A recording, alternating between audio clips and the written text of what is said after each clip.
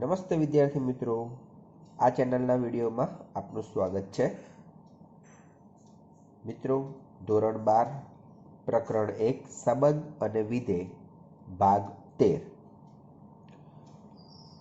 આગળના ભાગની અંદર દિક ક્રિયા શું છે, દિક ક્રિયા ક્યારે બને અને સમક્રમી દિક ક્રિયા તથા તેના ઉદાહરણનો આપણે અભ્યાસ કર્યો છે. હવે આ વિડીયોમાં આપણે દિક ક્રિયા વિશે જ અભ્યાસ કરવાનો છે. તો દિક ક્રિયાની અંદર સૌથી પહેલાં કઈ દિક ક્રિયા જૂથના નિયમનું પાલન કરે છે, આપણે તેનો અભ્યાસ કરવો છે. તો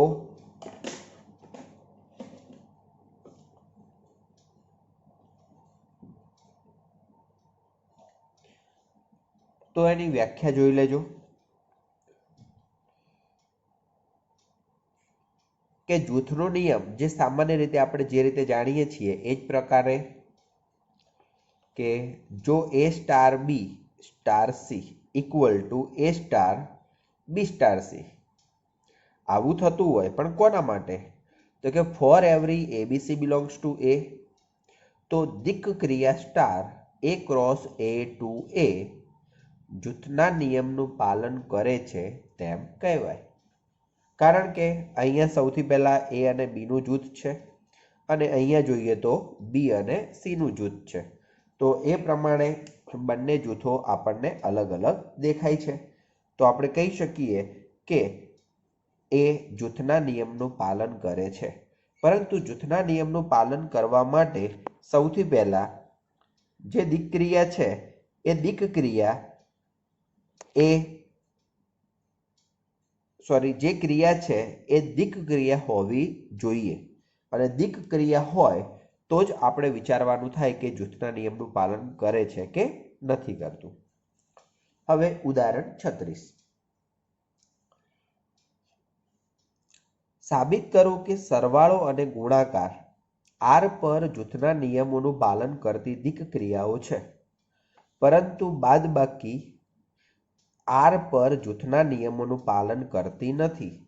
ભાગાકાર R સ્ટાર પર જૂથના નિયમોનું પાલન કરતો નથી.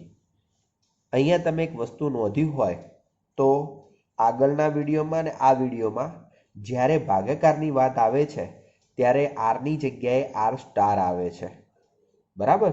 અને R સ્ટાર શું છે? એ શૂન્યેતર વાસ્તવિક સંખ્યાઓનો ગણ. તો હવે સરવાળો અને ગુણાકાર એ જૂથના નિયમનું પાલન કરે છે, પરંતુ બાદબાકી જે છે એ પાલન કરતો નથી. અને ભાગાકાર જે છે એ R સ્ટાર પર પાલન કરતો નથી. તો સરવાળા માટે આપણે વિચારવું હોય એ પાલન કરે છે તો આપણે ડાયરેક્ટ પણ એને લખી શકીએ છીએ. કેવી રીતે? તો four every ABC belongs two R માટે A પ્લસ B અને પ્લસ C, કારણ કે સરવાળા માટે જૂથના નિયમનું પાલન થાય છે, એ પ્રમાણે A plus B plus C લખી શકાય. કારણ કે અહીંયા આપણે કાઉન્સ કરેલો છે, કાઉન્સ ન કરીએ તો પણ એકવાર ચાલી શકે. એટલે એમ કહીશ કે જે પદ આપ્યું છે એ પદને આપણે આ રીતે પણ નોંધી શકીએ કે A plus B plus C. હવે હું કાઉન્સ છોડી દઉં છું તો A plus B plus C. હવે પાછળના બે માટે કાઉન્સ કરી દઉં તો A plus B plus C. તો આ રીતે આપણે 3 સ્ટેપ લખ્યા હોય તો એને વ્યવસ્થિત સમજી શકાશે. તો પ્લસ જે છે એટલે કે સરવાળો જે છે એ જૂથના નિયમનું પાલન કરે છે. એની એ જ રીતે ગુણાકાર, તો કે A ગુણ્યા B ગુણ્યા C ઇક્વલ ટુ A ગુણ્યા B ગુણ્યા C.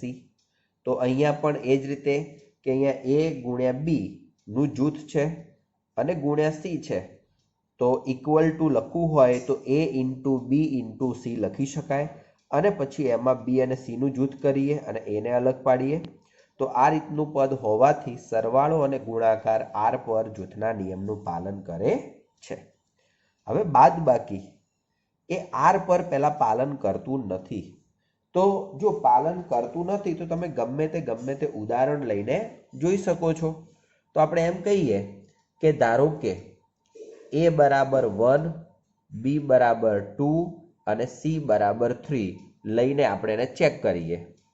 તો a minus b minus c નો વિચાર કરીએ તો શું થાય? તો 1 માઇનસ 2 માઇનસ 3. એ નિયમ પ્રમાણે -1 -3 ઇક્વલ ટુ -4. એવી જ રીતે a minus b minus c. તો 1 minus 2 minus 3 equal to 1 minus -1. તો 1 પ્લસ 1 અને 1 પ્લસ 1 એટલે કેટલા? 2. તો જુઓ અહીંયા a minus b minus c અને a minus b minus c એ બંનેનું મૂલ્ય સરખું મળતું નથી. તો કે a minus b minus c does not equal to a minus b minus c. અને માટે શું કહી શકાય કે બાદબાકી એ r પર જૂથના નિયમનું પાલન કરતી નથી. બરાબર છે. અહીંયા અન્ય ઉદાહરણ લઈને આપેલું છે એટલે કોઈ પણ ઉદાહરણ તમે લઈ શકો છો. ચાલો, તો આ થઈ એની વાત. એ જ રીતે ભાગાકાર માટેનો વિચાર કરીએ તો ભાગાકાર માટે શું કરી શકાશે? તો અહીંયા પણ એ ગમે તે ઉદાહરણ તમે લઈ શકો છો. તો ભાગાકાર માટે પણ મિત્રો જે ડાબી બાજુ છે એનો જવાબ શોધવાનો છે, એવી જ રીતે જે જમણી બાજુ છે એનો જવાબ શોધવાનો છે. અને એ જવાબ શોધ્યા પછી આપણે જે તે પદ લખવાનું થશે. એટલે કે આપણે અહીંયા સમજી લઈએ, જો a બરાબર 2, b બરાબર 3, c બરાબર 4, તો માટે a ભાગ્યા b ભાગ્યા c. તો આનો જવાબ શું થશે? તો 2 ભાગ્યા 3 અને ભાગ્યા 4. હવે 2 ભાગ્યા 3 એટલે આપણે એને 2/3 લખી શકીએ અને ભાગ્યા 4 એટલે કે આ રીતે. તો એનો મતલબ 2 ભાગ્યા 12 અને એના કારણે 1/6 આપણને મળશે. ક્લિયર? પરંતુ આપણે આ રીતે લખીએ કે a ભાગ્યા b ભાગ્યા c તો શું થાય? 2 ભાગ્યા 3/4. તો 2/3/4. 4 ક્યાં જશે? અંશમાં જશે. તો આનો જવાબ થયો 8/3. તો જુઓ 1/6 અને 8/6 બિલકુલ જુદા જુદા છે. તો માટે a ભાગ્યા b ભાગ્યા c does not equal to a ભાગ્યા b ભાગ્યા c. અને આનો મતલબ શું કહી શકાશે કે ભાગાકાર એ r સ્ટાર પર જૂથના નિયમનું પાલન કરતું નથી.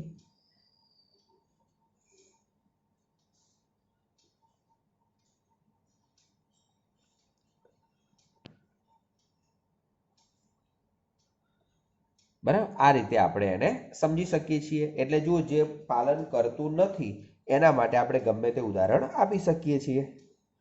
ચલો, ઉદાહરણ 37. Star r cross r2r a star b equal to a plus 2b દ્વારા વ્યાખ્યાયિત છે અને જૂથના નિયમનું પાલન કરતી નથી. તો ગમે તે ઉદાહરણ લઈ લઈએ આપણે.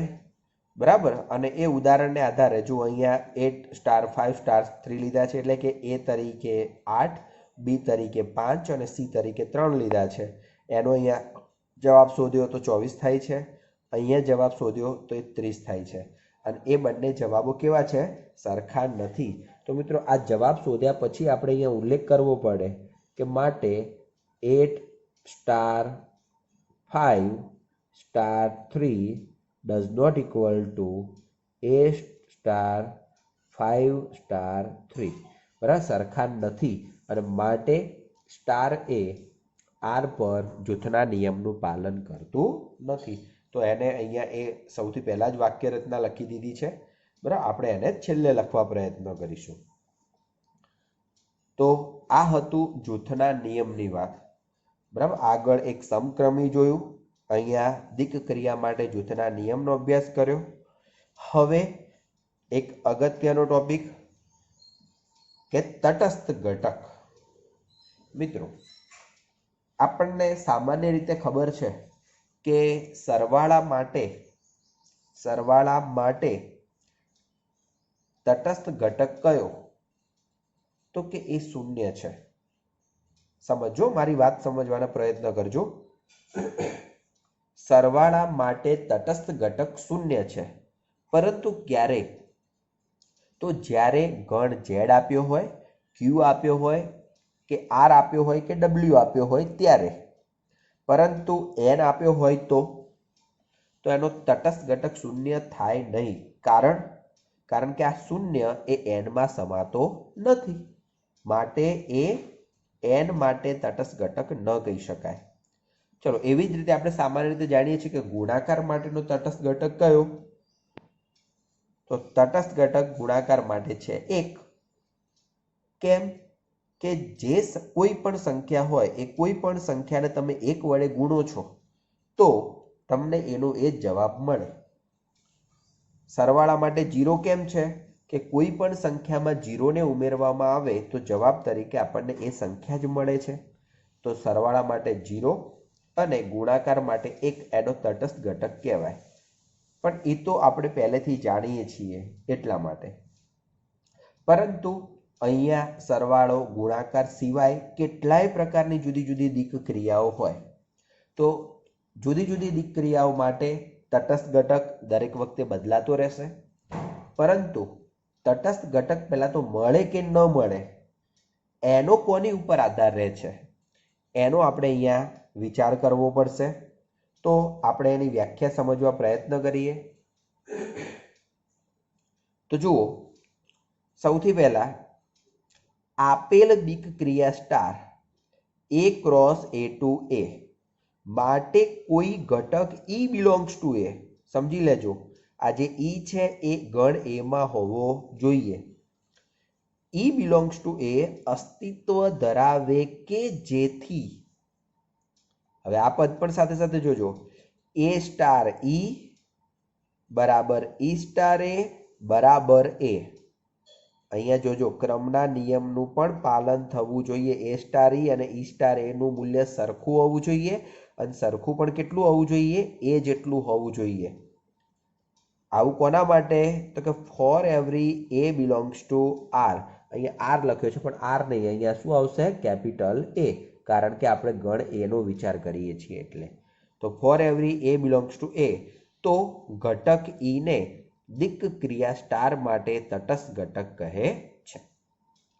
સમજી લેજો, બે વસ્તુનો અહીંયા વિચાર કરવાનો છે કે દરેકે દરેક સ્મોલ a માટે આ નિયમ જળવાવો જોઈએ, અને જે ઈ છે એ ઈ ગણ એમાં એટલે કે અહીંયા જે ગણ આપેલો છે એની અંદર પાછો હોવો જોઈએ. તો ઈ ને આપણે સ્ટાર માટેનો તટસ્થ ઘટક કહી શકીએ. ક્લિયર? તો આ છે તટસ્થ ઘટકની વ્યાખ્યા. બરાબર, એને તમારે નોંધીને રાખવાની છે. હવે ઉદાહરણ 38. સાબિત કરો કે શૂન્ય એ R પર સરવાળા માટે તટસ્થ ઘટક છે. સમજી લેજો, શૂન્ય એ R પર કીધું છે. મેં તમને હમણાં જ વાત કરી વ્યાખ્યા સમજાવતા પહેલા કે n પર તટસ્થ ઘટક થઈ શકે નહીં. કેમ? કારણ કે n માં શૂન્ય આવતા જ નથી એટલે. અને 1 એ R પર ગુણાકાર માટે તટસ્થ ઘટક છે. દિક ક્રિયાઓ માઇનસ અને ભાગાકાર માટે તટસ્થ ઘટકનું અસ્તિત્વ નથી. તો કેમ નથી એનો આપણે અહીં અભ્યાસ કરીશું. તો ચલો, સૌથી પહેલા સરવાળા માટેનો વિચાર કરીએ. તો પ્રત્યેક એટલે કે for every A belongs to R માટે તમે જાણો છો કે A પ્લસ 0 કરો તો જ A મળે, અથવા 0 પ્લસ A કરો તો જ A મળે. આ બંનેનો વિચાર તમારે કરવો પડે. બંને પદોનો, કોઈ એક જ પદનો વિચાર કરો તો ના ચાલે. બરાબર, A પ્લસ 0 પણ કરવા પડે ને 0 પ્લસ A પણ કરવા પડશે. તો સરવાળા માટે આપણે જાણીએ છીએ એટલા માટે આપણે ડાયરેક્ટ 0 લખી દીધા છે. ક્લિયર?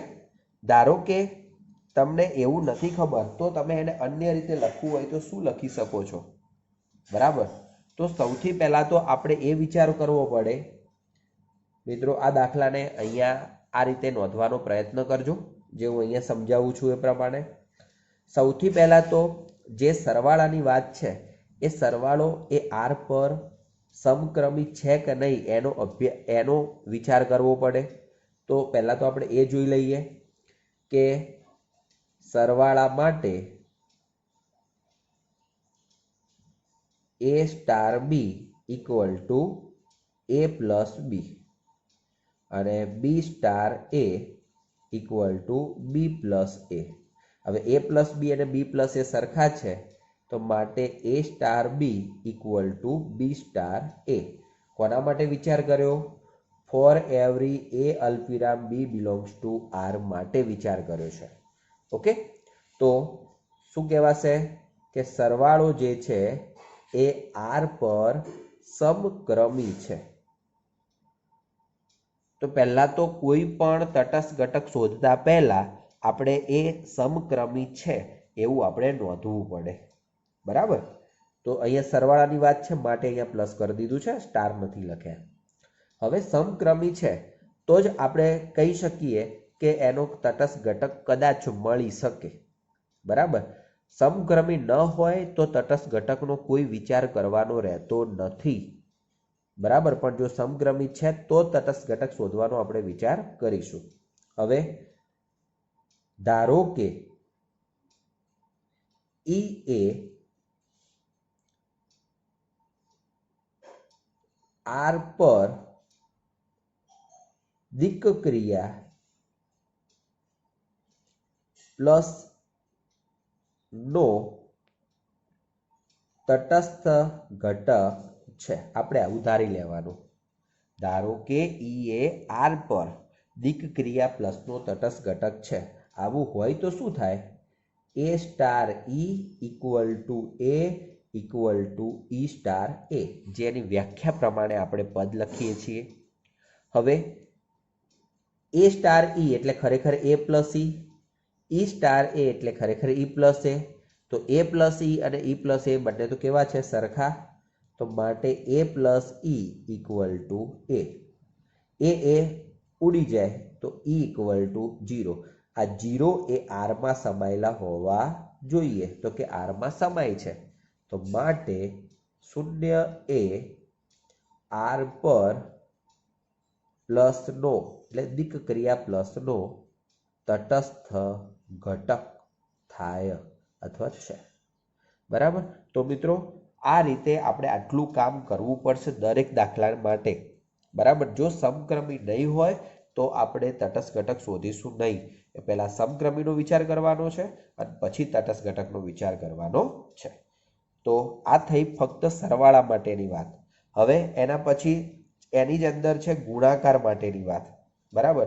હવે ગુણાકાર માટે હોય તો આપણે શું કામ કરીશું? તો પહેલા ઉલ્લેખ કરીશું કે ગુણાકાર માટે a star b equal to a into b, b star a equal to b into a. તો માટે a star b equal to b star a for every a b belongs to r. માટે ગુણાકાર એ r પર સમક્રમી છે. હવે ધારો કે ઈ એ R પર દિક્ ક્રિયા ગુણાકારનો તટસ્થ ઘટક છે તો a સ્ટાર ઈ બરાબર a બરાબર ઈ સ્ટાર a. હવે a સ્ટાર ઈ અને ઈ સ્ટાર a તો સમક્રમી છે જ તો માટે શું લખી શકાય? a ઇન્ટુ ઈ બરાબર a. જુઓ આ રીતનું પદ અહીંયા લખાશે a ઇન્ટુ ઈ બરાબર a. પરંતુ એ જે છે બરાબર એને આપણે બંને બાજુથી ઉડાડી દઈએ તો ઈ ઇક્વલ ટુ કેટલા? 1. અને 1 જે છે એ આરમાં સમાય છે તો કે સમાય છે અને માટે 1 એ આર પર ગુણાકારનો તટસ્થ ઘટક થાય. બરાબર? તો આપણે આ રીતે એનો જવાબ આપી શકીએ છીએ. મિત્રો થોડુંક મેં ઉપર સમજાવ્યું છે અને પછી અહીંયા બાકીના 3 પદો અહીંયા લખીને સમજાવે છે. તો આ રીતે. હવે બાદબાકી અને ભાગાકાર એ કેમ તટસ્થ ઘટક ધરાવતા નથી? તો સમજી લો કે આપણે આગળના દાખલાઓમાં પણ શીખ્યા છીએ કે બાદબાકી એ સમક્રમી નથી, ભાગાકાર એ સમક્રમી નથી. તો મિત્રો જે દિક ક્રિયા સમક્રમી ન હોય એનો આપણે તટસ્થ ઘટક ક્યારે શોધવાનો રહેતો નથી. તો જોઈ લઈએ. અહીંયા વધુમાં આરમાં કોઈ ઘટક ઈ નથી કે જેથી a minus e equal to e minus a for every a belongs to R. એટલે કે બાદબાકી માટે સરખું થાય એવો કોઈ ઘટક ઈ મળતો નથી. બરાબર છે. એ જ રીતે આર સ્ટાર માટે એવો કોઈ ઘટક ઈ નથી શોધી શકતા કે જેથી એ ભાગ્યા ઈ બરાબર ઈ ભાગ્યા એ. બંનેનો ભાગાકાર પણ સરખો થાય. કોના માટે? For every a belongs to R star. તેથી માઇનસ અને ભાગાકાર માટે તટસ્થ ઘટકનું અસ્તિત્વ નથી. તો મિત્રો અહીંયા એને આ રીતે લખેલું છે. હું તમને એમ કહું છું કે એની જગ્યાએ આપણે થોડુંક આ રીતે લખવાનો પ્રયત્ન કરીશું કે દિક ક્રિયા માઇનસ માટે ફોર એવરી એ અલ્પવિરામ બી બિલોંગ્સ ટુ આર હોય તો a star b equal to a minus b અને b star a equal to b minus a. તો a star b does not equal to b star a અને માટે બાદબાકી એ R પર સમક્રમી નથી. હવે સમક્રમી નથી તો માટે ડાયરેક્ટ જ લખી દેવાનું કે માટે બાદબાકી એ આર પર અથવા બાદબાકીનું આર પર તટસ્થ ઘટકનું અસ્તિત્વ નથી. બરાબર. સમક્રમી નથી એટલે અસ્તિત્વ નથી એવું આપણે ડાયરેક્ટ લખી દઈશું. તો જેવું અહીંયા બાદબાકી માટે લખ્યું છે એવું જ તમે ભાગાકાર માટે પણ લખી શકો છો અને એનો જવાબ આ રીતે તમે તરત આપી શકશો. તો મિત્રો આ હતું ઉદાહરણ 38. હવે એના પછી જો અહીંયા એક નોંધ આપી છે. આ નોંધ પણ આપણે નોંધવાની છે. નોંધ જોઈ લેજો. આર પર સરવાળાની દિક ક્રિયા માટે શૂન્ય તટસ્થ ઘટક છે પરંતુ તે એન પર સરવાળાની દિક ક્રિયા માટે તટસ્થ ઘટક નથી. મિત્રો જે સૌથી પહેલા જ મેં તમને સમજાવી દીધું છે એ જ વસ્તુ અહીંયા આ રીતે આપ્યું છે કારણ કે શૂન્ય does not belongs to N આપ્યો છે. એટલે કે વાસ્તવમાં એન પર સરવાળાની દિક ક્રિયાને તટસ્થ ઘટક નથી. તો આ રીતે આપણે એને સમજી શકીએ છીએ. ક્લિયર? તો આ થયું એ રીતનું પદ. હવે તો આ નોંધને તમે નોંધી શકો છો. બરાબર છે. ચલો એવી જ રીતે અહીંયા આર માટેની વાત આપી છે. બરાબર. જે તે તો એ ખાલી આપણે વિચાર કરવાનો રહેશે કે આરમાં કોઈ આપેલ કોઈ પણ A does not equal two 0 ને સંગત આરમાં આપણને 1/a મળે છે જેથી a into 1/a equal to 1 થાય. બરાબર. આ જે વિચાર છે એ વિચાર આ પછીના ટોપિક માટેનો છે. તો એ પછીના ટોપિકનો આપણે વિચાર જોઈએ. તો જુઓ હવે જે ટોપિક આપણે જોઈ રહ્યા છીએ એ છે વ્યસ્ત ઘટક માટેનો. કયા ઘટક માટેનો છે? વ્યસ્ત ઘટક. મિત્રો આમ સામાન્ય રીતે આપણે વ્યસ્ત શબ્દ ફક્ત ગુણાકાર માટે વાપરીએ છીએ. બરાબર. ગુણાકાર માટે આપણે વ્યસ્ત શબ્દ વાપરીએ છીએ. સરવાળા માટે કયો શબ્દ વાપરીએ છીએ? વિરુદ્ધ શબ્દ વાપરીએ છીએ. તો અહીંયા આપણે જે વિચાર કરવાનું છે એ વિચાર ગુણાકાર માટે, સરવાળા માટે, બાદબાકી હોય, ભાગાકાર હોય કે કોઈ પણ દિક ક્રિયા હોય તો એ દિક ક્રિયા માટે જે આપણે વિરુદ્ધ છે કે વ્યસ્ત જેવો ઘટક આપણે મેળવીશું તો એમને દિક ક્રિયાની ભાષામાં આપણે વ્યસ્ત ઘટક તરીકે ઓળખીશું. દિક ક્રિયાની ભાષામાં એને વ્યસ્ત ઘટક તરીકે ઓળખીશું. બરાબર છે. મતલબ સરવાળા માટે જે વિરુદ્ધ સંખ્યા છે તો એ પણ હવે દિક ક્રિયા માટે કયો ઘટક થઈ જશે? વ્યસ્ત ઘટક થઈ જશે. ધારો કે 5 તો 5 માટે -5 એ વિરુદ્ધ સંખ્યા કહેવાય પરંતુ સરવાળો એટલે કે પ્લસ જે છે એ સ્ટાર માટેની દિક ક્રિયા હોય તો -5 ને 5નો વ્યસ્ત ઘટક આપણે કહી શકીએ છીએ. ક્લિયર? તો હવે આપણે એની વ્યાખ્યા જોઈએ. તો વ્યાખ્યા: ગણ એમાં એકમ ઘટક ઈ વાળી દિક ક્રિયા. મિત્રો વ્યાખ્યાની શરૂઆત જોજો. સૌથી પહેલા એકમ ઘટક ઈ હોવો જોઈએ. તો એમાં એકમ ઘટક ઈ વાળી દિક ક્રિયા સ્ટાર A ક્રોસ A આપેલ છે. જો એમાં એવા ઘટક બીનું અસ્તિત્વ હોય કે જેથી A star b equal to b star a equal to e. અહીંયા વચ્ચે જે ઘટક છે એ કયો ઘટક છે? ઈ ઘટક છે. કયો ઘટક છે? ઈ. તો કે એવો કોઈ બી ઘટક મળે કે જેથી કરીને A નો બી સાથે અને બી નો A સાથે ની દિક ક્રિયા કેટલી થતી હોય? ઈ. મતલબ તટસ્થ ઘટક જેટલી થતી હોય તો કેપિટલ A ના ઘટક સ્મોલ a ને વ્યસ્ત સંપન્ન ઘટક કહે છે. કેમ? કારણ કે A ને વ્યસ્ત મળશે અને ઘટક B ને A નો વ્યસ્ત કહે છે. તેને A ઇન્વર્સ વડે દર્શાવવામાં આવે છે. આમ આપણે ઇન્વર્સ ભાગાકાર માટે દર્શાવીએ છીએ, પ્રતિવિધેય માટે દર્શાવીએ છીએ. અહીંયા ઘટકનું વ્યસ્ત દિક ક્રિયા માટે વ્યસ્ત ઘટક મળે છે, તો માટે આપણે એને એ રીતે દર્શાવીશું.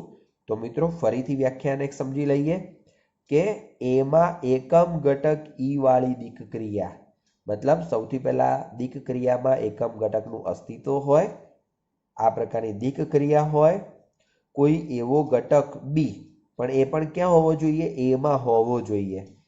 ગણ એમાં એવા ઘટક બીનું અસ્તિત્વ હોય, એટલે કે બી ઘટક એમાં છે તો કેવું અસ્તિત્વ હોય કે જેથી A star b equal to b star a equal to e થાય. તો અહીંયા પણ સમક્રમીનું મહત્વ છે.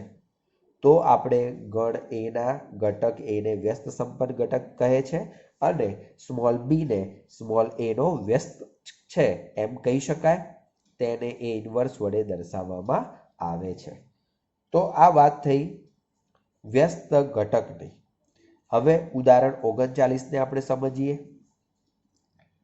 સાબિત કરો કે R પર સરવાળાની દિક ક્રિયા પ્લસ માટે માઇનસ એ ઘટક A નો વ્યસ્ત છે તથા ગુણાકારની દિક ક્રિયા સ્ટાર એટલે ગુણ્યા માટે શૂન્યેતર A ને સંગત 1/a એ R પર ઘટક A નો વ્યસ્ત છે.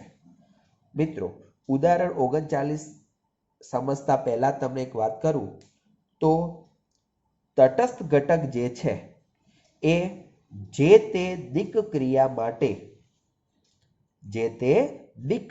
માટે એક જ તટસ્થ ઘટક મળે, ભલે એ 0 હોય યા 1 હોય, પણ કોઈ એક જ તટસ્થ ઘટક મળશે. પરંતુ વ્યસ્ત ઘટકો જે છે તે ઘટકે બદલાશે. બરાબર? પરંતુ દરેક વખતે વ્યસ્ત ઘટક કોઈ એક જ મળે એવું જરૂરી નથી. ક્લિયર? તો અહીંયા આપણે સરવાળા માટેનો વિચાર કરીએ તો જુઓ, સૌથી પહેલા તો એક ક્લિયર હોવું જોઈએ આપણી પાસે કે સરવાળો જે છે એ R પર સમક્રમી છે. બરાબર? જો સમક્રમી ન હોય તો આપણે કશું વિચાર કરી શકતા નથી. બીજું, સમક્રમી ચેક કર્યા પછી આપણે સરવાળા માટેનો તટસ્થ ઘટક શોધવો પડે. એનો મતલબ એ થયો કે તટસ્થ ઘટક જે છે એ કેવી રીતે શોધાય એ પણ આપણે આગળ સમજ્યા છીએ. એનો મતલબ એવો થયો કે આ દાખલામાં તમારે સરવાળા માટેનું આટલું કામ અહીંથી અહીંયા સુધીનું કામ તમારે કરવું પડે. હવે આટલું કામ કર્યા પછી આપણે એનો વ્યસ્ત ઘટક કેવી રીતે શોધાય છે હું ડાયરેક્ટ એનો વિચાર તમને કરીશ. તો તમારે જુઓ, સરવાળા માટે આટલો ઉલ્લેખ કરી દેવાનો. ભલે ફરીથી લખવું પડે, પરંતુ મિત્રો તમારો પહેલો જ દાખલો જો તમે વ્યવસ્થિત અને રીતબદ્ધ શીખ્યા હશો તો તમને અન્ય દાખલાઓ સમજવામાં ખૂબ સરળતા રહેશે. બરાબર? તો ચલો, સરવાળા માટેનું આટલું કામ તમે તટસ્થ ઘટક મેળવી દીધો.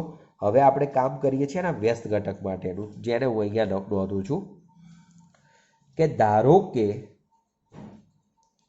બી એ એનો વ્યસ્ત ઘટક છે. તો માટે a star b equal to b star a equal to ઈ.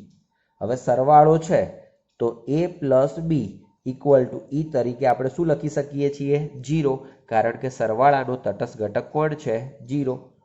તો બી બરાબર શું લખી શકાય? -a. ક્લિયર? તો આ -a જે છે એ કઈ જગ્યાએ છે? એ આરમાં છે. તો માટે કહી શકાય કે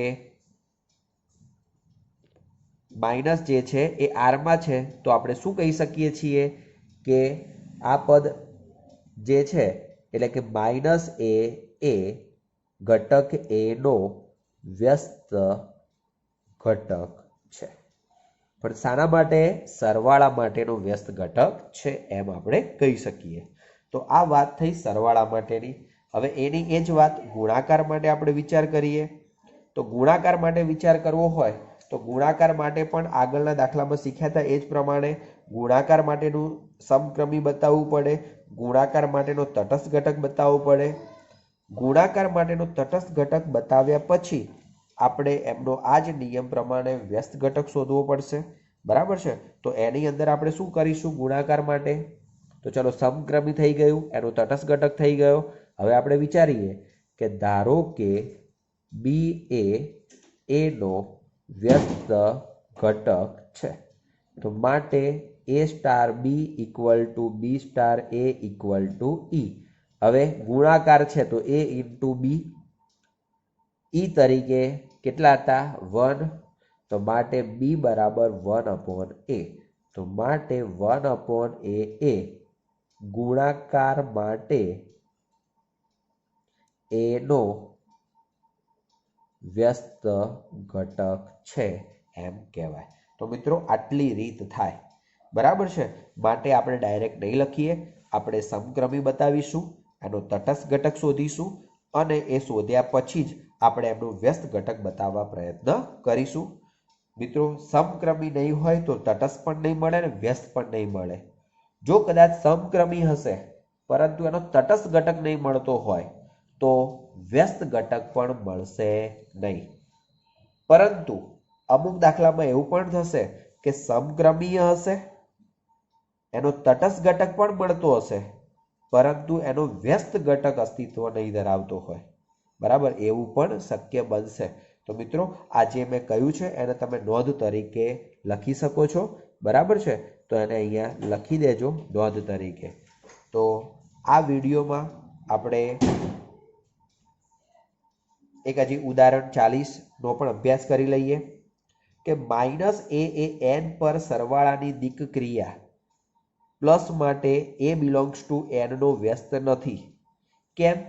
તો આપણે એટલું સમજી શકીએ છીએ કે જે ઘટક છે એ ઘટક પણ ક્યાં હોવો જોઈએ? n માં હોવો જોઈએ. તો હવે 5 માટેનો વ્યસ્ત આપણને ધારો કે -5 મળતો હોય તો એ -5 n માં તો હોઈ જ ના શકે. તો માટે શું કહી શકાશે કે સ્વાભાવિક છે કે -a n પર સરવાળાની દિક ક્રિયા માટેનો વ્યસ્ત ઘટક નથી એવું આપણે કહી શકીશું. તો જુઓ આ નોંધ છે એ નોંધને તમે વાંચી લેજો. આ પદ આપણે જોઈએ તો કે -a does not belongs to n હોવાથી -a એ n પર સરવાળાની ક્રિયા માટે એનો વ્યસ્ત ન હોઈ શકે. ભલે ને -a plus a equal to 0 નું સમાધાન -a દ્વારા થતું હોય.